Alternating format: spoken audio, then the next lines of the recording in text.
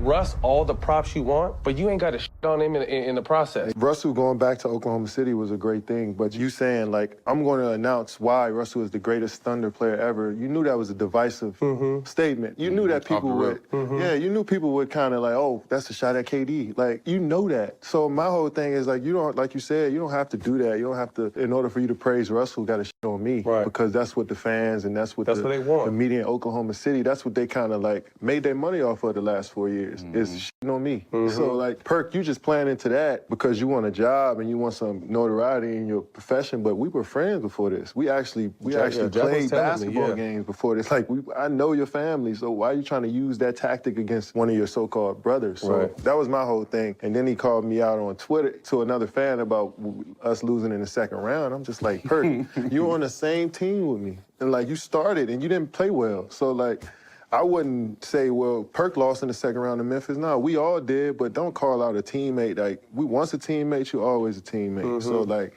don't have y'all talked since? Nah, ain't no need, nah. Because I know what his whole thing is. I know what it's wrapped around. I know it's bigger and deeper than just what he's saying on Twitter or him, you know, trying to prove a point. He got, you know, he want to do something in his life, and I get that, but I'm just trying to let people know that I don't really deal with Perk like that. And, like, when I get asked about it, my stance is like, that's how I kind of met you, through Perk. And I'm like, that should have been handled a different way. Like, even if he disagreed on how he felt, he could have called you, and y'all could have handled it a different kind of way. That's, when people ask about it, I say both my little brothers, I really don't want to get involved, because they was brothers at one point. They was partners at one point.